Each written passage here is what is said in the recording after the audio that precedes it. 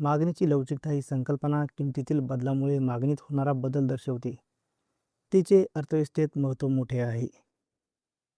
मागणीच्या लवचिकतेचे महत्त्व. 1. उत्पादकासाठी महत्त्वपूर्ण.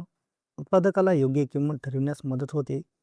लवचिक मागणी असल्यास किंमत कमी ठेवून विक्री वाढवता येते, तर अलवचिक मागणीत किंमत वाढवून नफा मिळवता येतो. 2. शासनासाठी महत्त्वपूर्ण. सरकार कर धोरण ठरवताना या संकल्पनेचा उपयोग करते. अलवचिक मागणी असलेल्या वस्तूवर कर लावल्यास महसूल वाढतो. 3. उत्पादन घटकांचे मोबदले. मजूर, भांडवल, जमीन यांचे वेतन, भाडे ठरवण्यासाठी मदत होते. ज्या घटकांची मागणी अलवचिक आहे त्यांना जास्त मोबदला मिळतो. 4. विदेशी व्यापारासाठी. आयात निर्यात धोरण ठरवण्यासाठी उपयुक्त. अलवचिक मागणी असलेल्या वस्तूंची निर्यात करून अधिक उत्पन्न मिळवता येते.